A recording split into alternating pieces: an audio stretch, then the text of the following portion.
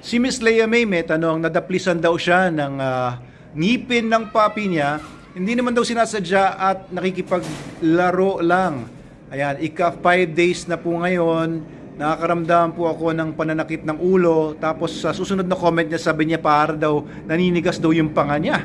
Pero hindi naman daw siya natatakot sa tubig. Ayan, so medyo may pagkapraning si Miss Leia May ngayon.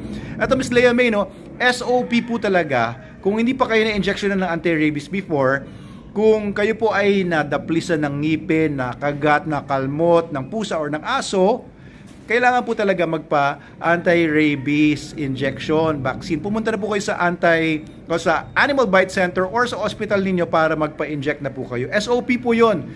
So hindi naman tayo nananakot or anything.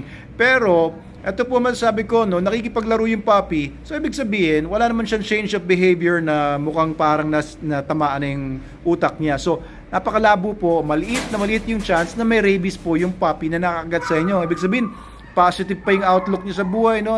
Wala pang pananamlay, wala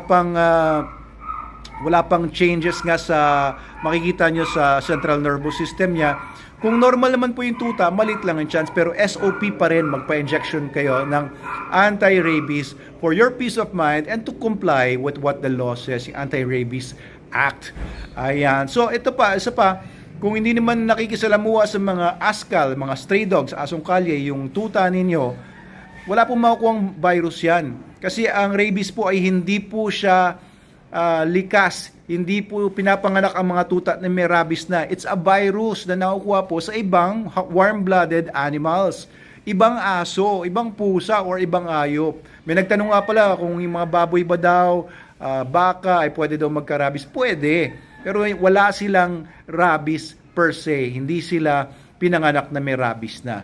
Okay? Pero yun po masasabi ko sa inyo, Ma'am Leia May, pumunta na po kayo sa inyong Animal Bite Center or hospital for an injection ng anti-rabies at kung ano man ang paggawa pa nila sa iyo.